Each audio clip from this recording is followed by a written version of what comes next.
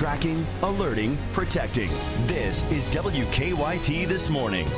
Now at 5:30, victims of a break-in this morning in Madison County turn the tables on the intruders. We've got more on the story coming up. Also on WKYT This Morning, hail in multiple areas of the Commonwealth.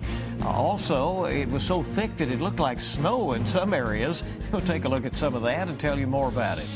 A Scott County woman has died after she crashed her pickup into a tree. These stories and breaking news as it happens coming up on WKYT this morning. Well, hello there. Good morning and welcome. It's good to have you with us here on WKYT as we kick things off on October 7th. I'm Bill Bryant. And I'm Rebecca Smith. A little bit of a loud weather night for some. It was, and in some cases a lot of wind and all of a sudden hail, and so it was interesting. Hopefully we have no repeat of that today, but we are keeping it a first alert severe weather day just for the next little bit. At least. We're checking in with Micah right now to see what's going on. Yeah, and we're going to hold on to that just because we have some isolated severe cells just to keep you updated on, and we'll go straight into it. Now, here's a severe thunderstorm warning.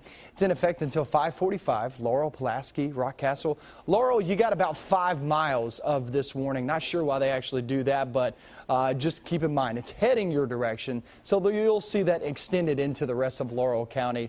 And Mount Vernon, you're seeing that, but really the strongest portion of this is over Somerset, Highway 27. Now we're starting to see a spike in that core in that cell. So expect some hail out of this and also some pretty strong winds too. So just keep in mind, if you're traveling across 27 going over towards 75, it's going to get a little dicey for you. Storms to the south this morning. Few storms as we head toward noontime, and then as we head toward the afternoon, it's more spotty, but you can get some isolated severe cells. We'll really go over this forecast, really dive down deep into those details coming up. Okay, we'll see in a bit. We thank you, Micah. One of the side effects of the storms that moved through the bluegrass yesterday was all the hail. And quite a bit of it. So much hail fell in Madison County. It actually covered up some roads and even the interstate there on 75. Madison County didn't just deal with hail yesterday. Heavy lightning made an appearance as well. Troopers say it hit the KSP Post building in Richmond. Troopers tell us the lightning caused some electrical damage but didn't interfere with any 911 calls. I was like, it's too early for this. I mean, being October and everything, it's kind of early. Looked like snow after a while.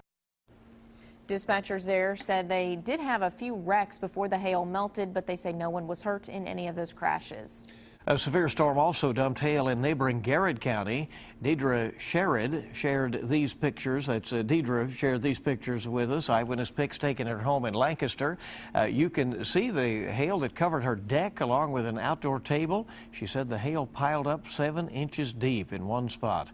And take a look at this picture we got out of Casey County. Some marble-sized hail piled up on the porch of a home there. If you have eyewitness pictures or video, we'd like to see them. Just look for the eyewitness section at WKYT.com or share them on our Facebook or Twitter pages. New this morning, a crash in Scott County has killed a woman and sent her friend to UK hospital. The crash happened late last night on Owenton Road and Stamping Ground, and WKYT's Whitney Wetzel live from UK hospital with more on what police think led to this deadly crash. Whitney? Good morning, everyone. The Scott County coroner tells us that the driver died at the scene. The passenger in that vehicle was taken here to UK hospital shortly after the accident, but he is expected to recover. The crash happened around 9:30 last night near the 4100 block of Owenton Road and Stamping Ground. Police say 46-year-old Melanie Morton was driving an orange pickup when she dropped off one side of the road, overcorrected, and then hit a tree on the other side of the road. Morton died from the impact of that crash. We're told the passenger was a friend of hers. He was standing outside of the truck by the time crews got there. Tucker Yoakum Wilson Funeral Home in Georgetown will be handling Morton's arrangements. Meanwhile, police are still investigating the cause of the crash. They do not believe that wet roads played a part in the accident. However, they do believe that speed and alcohol were likely factors. We're live at UK Hospital. Whitney Wetzel, WKYT. All right, Whitney, thank you. Friends say a former UK football player injured in a fall at Commonwealth Stadium will not quickly recover. They say Brad Durham is in a medically induced coma at UK Hospital, but they say he can move his arms and legs and did not have any brain damage. He fell from the upper deck of the stadium during Saturday night's game against South Carolina. He is listed in serious condition. UK President Dr. Eli Capilouto said Monday the university is pulling for Durham. Members of our athletic department were at the hospital most of the evening, staying with family. We just hope he comes out of this okay. UK Athletics also released a statement asking the Big Blue Nation to join them in wishing Durham a speedy recovery. Durham played for UK from 2007 until 2010. In other UK news, 4 UK players suspended for the South Carolina game will be eligible to play this weekend. Coach Mark Stoops said that freshmen Stanley Williams, Tamir Dubose, Dorian Baker, and Drew Barker have all been reinstated. The 4 players were suspended after a BB and pellet gun scare on UK's campus last weekend. All 4 have been cited for misdemeanor disorderly conduct. New this morning, 2 men are in the hospital after they broke into a home in Madison County. State troopers tell us that the victims in the home turned the tables on the intruders and held them there until officers arrived. WKYT's Sean Moody is live from the scene with the latest. Well, good morning. Police say they were called out here a little after midnight for a report of a break-in. When they got here, they say the victims had already restrained the 2 people who broke in. Police told us 2 people broke into the house, but once they got in, they say the man and son who were inside confronted them. Police say they got into a fight, but in the end, they say the father and son were able to hold the 2 people there until police got to the house. Now, police say one of the people who broke in had a gun, but no shots were fired. Emergency crews took the 2 people to UK hospital, but police say their injuries are not life-threatening. Now, police tell us they do have charges pending on the 2 people who they say broke in. They haven't told us just yet exactly what those charges will be. Live in Madison County, Sean Moody, WKYT. Well, new this morning, a man's been arrested in connection with a burglary. We first told you about the crime Monday morning. Police say 29-year-old Thomas Hewlett admitted to breaking into the D&D Market on Loudon Avenue.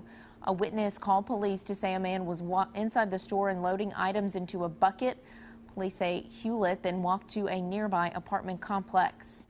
Now 5:37 on WKYT this morning, FBI agents have arrested a Chicago area teenager for allegedly trying to travel overseas to join ISIS. 19-year-old Mohammed Khan of Bolingbrook, Illinois, was in federal court Monday morning. He was arrested at O'Hare International Airport on Saturday. Khan was charged with attempting to provide support to a terrorist organization. That charge carries a maximum penalty of 15 years in prison. He supposedly told federal agents that he planned to stay in the Middle East permanently and that he knew he would be arrested if he came back to the U.S. Friends gathered to remember an eastern Kentucky man killed in a crash. Police say an SUV slammed into Ronnie Mitchell's truck on US 421 in Clay County Saturday night. Mitchell died at the scene. Police say the driver of the SUV, Rodney Bowling, was on drugs at the time of the crash. Health officials do not expect the Ebola virus to reach Kentucky, but they want to be prepared just in case. Health leaders from around the state met at the Fayette County Health Department yesterday to talk about the illness. In the past few months, they say 2 people were quarantined at UK hospital with Ebola-like symptoms, while neither one of them tested positive for the disease. Health leaders say they still learn from the experience, and they also point out it's important to prepare for other health risks here in Kentucky, such as the upcoming flu season, of course. With just a month to go, Democrat Allison Lundergan Grimes has a slight lead in a new poll that's out. The WKYT Herald Leader Bluegrass poll finds Grimes ahead of Senator Mitch McConnell slightly. 46% for Grimes, 44% for McConnell. Libertarian David Patterson is a distant third. Those campaign ads hit the air almost a year ago, and now they dominate the airwaves in the most expensive election in Kentucky history. They could be working for Grimes. The Bluegrass poll found that Grimes gained 16 points in eastern Kentucky. Her challenge remains because half of likely voters say she is aligned too much with President Obama. 57% said they think McConnell has been in office too long and should be replaced. 8 out of every 10 people say they have made up their minds. The fight for the remaining 18%. To read more about the Bluegrass poll and its results, go to WKYT.com. Berea city leaders will decide whether or not to pass an anti-discrimination law for the city. That vote will take place at the Police and Municipal Building on Chestnut Street at 6:30 tonight. The Fairness Ordinance would prohibit discrimination against those in the LGBT community in jobs, housing, and public accommodations. Efforts to pass the law started in 2011. If passed, Berea will be the 8th city in the Commonwealth to have an LGBT fairness law. Well, a focus group for a much-debated Lexington Park and Playground has made a decision on the fate of the park. The focus group decided that it would be best to get rid of the old Jacobson Park playground and have the community design a new one. This is according to our partners at the Herald Leader. People at a playground design firm assessed the playground last month and said the park had several minor maintenance and safety compliance issues. The group plans to use community input to plan a new playground. We have an update on the Centerpoint project in downtown Lexington. Developer Dudley Webb tells us that the project is on track. Right now, crews are waiting on a tower crane to arrive. It's been delayed on another job site. Webb says the first buildings at Centerpoint should be open by next October. And he says the Jeff Ruby's restaurant will be open in time for the Breeders' Cup next year.